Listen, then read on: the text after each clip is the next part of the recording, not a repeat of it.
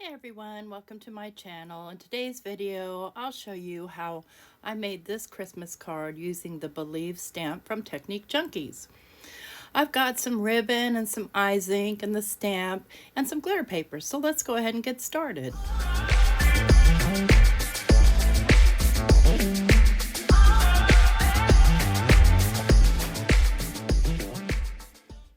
Here I've got all my supplies in front of me, and we're going to learn how to make this card right here. And we're going to start by stenciling with this iZinc, but I've got the Believe stamp, which is SD 1195, new in the October release from Technique Junkies. I've got some ribbon. I've got some glitter paper, and this is a smooth glitter paper. I think I got it from Michael's. And then I've just got a piece of cardstock 4 by 5 1/4. And I've got my Elegant Snowflake. This is from Colorful Life Designs. And this is the iZinc in the silver color. This is the 24 karat. And what I'm going to do is I'm going to spray my little stencil with pixie spray because I don't want any to leak through. And generally, as a rule, I'm not a big fan of pixie spray, but it works wonderfully for this particular technique. And by the way, did you know that you can actually put this stuff on fabric and wear it? All you have to do is basically let it completely dry and iron it from the reverse side. And you can wash on a cool temperature, just don't tumble dry it. I didn't know that until I was researching the product there, so I could make sure I gave you the right particular product I was using here. And you can get this from Technique Junkies, 10% off with my discount code TJ10color. And there are lots of colors to choose from, but this is just one of the ones I bought, which is the silver. And it's really handy because you don't have to dip into anything. You can just kind of squeeze it on. So I just squeeze it onto my palette knife and then spread it onto the paper over the top of the stencil. This stuff is really, really pretty and really impactful. So I like using the silver on white. It can go with anything. You can use, there's gold. You can use any color or any product you want. Just for this particular video, these are the products that I'm using. You know, everything hopefully is just inspiration to kind of go do your own thing, whatever stencil you have, whatever spready stuff you have. I don't even know how to call this stuff. It's spready stuff, sparkly spready stuff. Butter, I don't know, whatever it is, it's cool. So I'm just going to spread that on, make sure that I've got all the spots covered that need to be covered. The only thing you can't do with this is put it back when you're done, but that's okay. You can, use your knife to spread it around. Make sure you're good and covered. And then I'm going to go ahead and wash my stencil immediately, but here's the outcome. Pretty cool, right? And I'll be right back. All right, so we're going to set that aside to dry, and we're going to work on the other components of this project. So I've got my Believe stamp. I really, really love this little stamp. It's just, I love the font on it. And I'm just going to take a piece of cardstock, and this I want to say is the Simon Hurley Stark White. I don't know.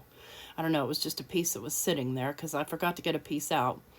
And I'm going to go ahead and put my magnets down because I know I'm going to need the stamp more than once because I like my ink to be nice and sticky. So I've got some clear embossing powder, and then I've just went ahead and put some anti-static powder on, and I'm going to go ahead and use my VersaFine Clair and Nocturne and stamp this down once.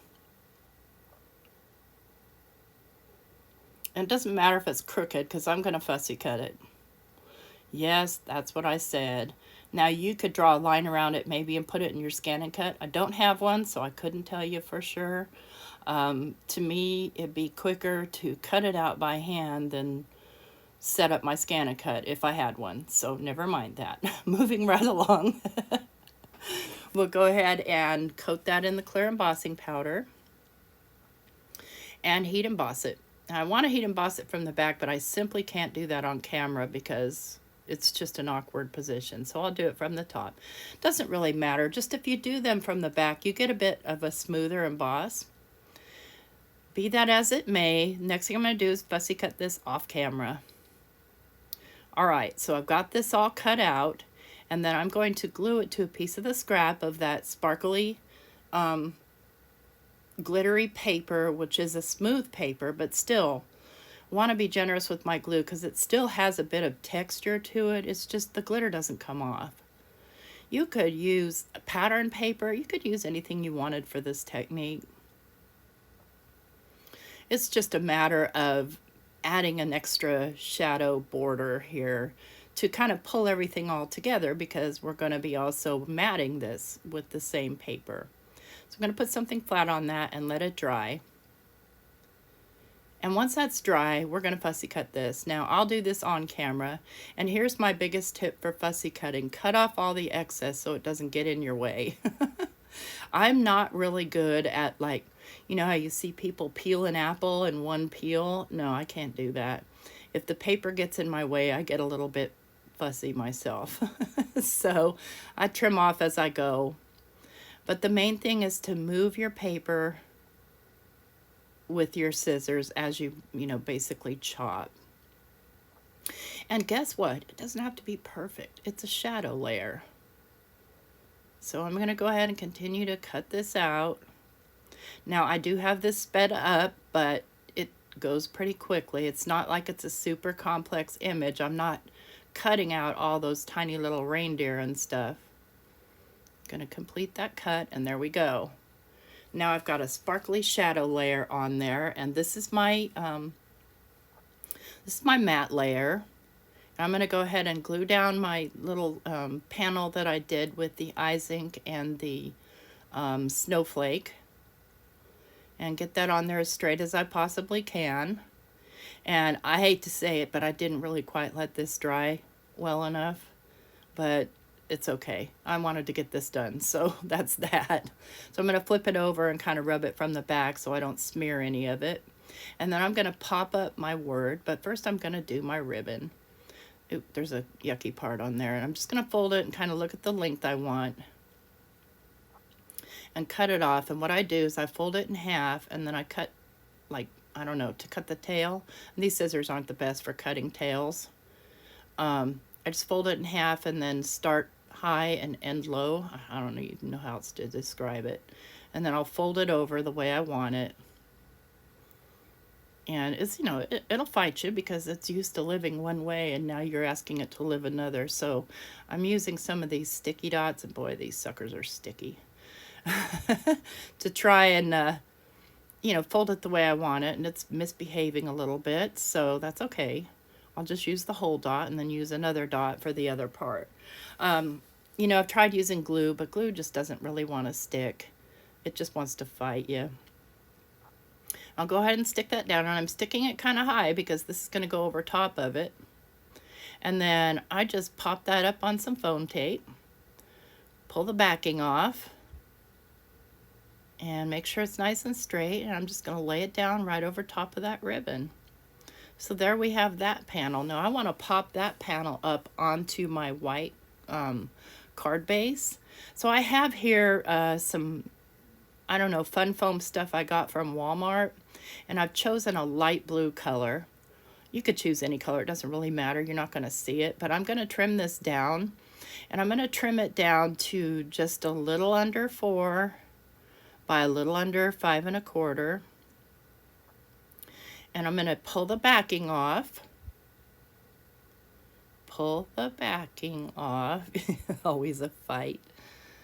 And I'm going to lay it on the underside. Now, I think better of going that way, so I'm going to flip this over so that I can see and make sure I've got borders all the way around. And that's that easy. Now all we have left to do is to just glue this down to a white card base. So I've got a white side-pulling card base here that I've pre-made. It's got a little dirt on it, but that's okay. It's going to get covered up. Just make sure that all my foam is stuck down. To me, this is the easiest and most economical way to do a large area versus foam tape, which is kind of expensive. So I'm just going to glue that down, And just make sure that it's nice and glued on all the corners and in the center. And that's that. That's how easy this card is to make. So definitely, we've got 2 of them, and you could mass produce these if you wanted to. Just, you know, do a bunch of your snowflakes and then do a bunch of your, whatever your sentiment is. And again, we use the SD 1195 Believe from the October release from Technique Junkies. You can save 15% if you, on all the new stamps, and 10% if you use my my discount code TJ10 color for everything else, including your iZinc. Thanks for watching, and have a great day.